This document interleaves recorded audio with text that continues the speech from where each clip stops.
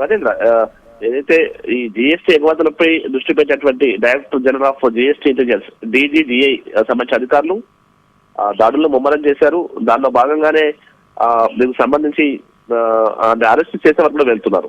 ప్రస్తుతం రెండు ప్రముఖ సంస్థలు వారికి సంబంధించి వారిపై అంటే 28.2 కోట్ల మేరకు ఆరెంజ్ ట్రావెల్స్ పైన, ఆ తర్వాత ట్రిలియన్ లీడ్ ఫ్యాక్టరీ అని దానికి సంబంధించి కూడా 22 కోట్లకు పైగా జిఎస్టీ మొత్తాన్ని మన ప్రభుత్వాలకు చెల్లించకుండా జిఎస్టీ వసూలు చేశారు, ప్రభుత్వాలకు మాత్రం చెల్లించలేదు. దీంతో ఆ రెండు కంపెనీలకు సంబంధించి పోలీసులు జిఎస్టీకి సంబంధించిన అధికారులు ఫోకస్ పెట్టి వారిద్దరిని కూడా అరెస్ట్ చేశారు. అందులో ముఖ్యంగా ప్రధానంగా మనకి ఇప్పుడు ఆరెంజ్ ట్రావెల్స్ సంబంధించిన యజమాని సునీల్ కుమార్ తో పాటుగా trillion lead factory manager doctor Chetan కూడా అరెస్ట్ చేసి కోర్టులో హాజరుపరిచారు.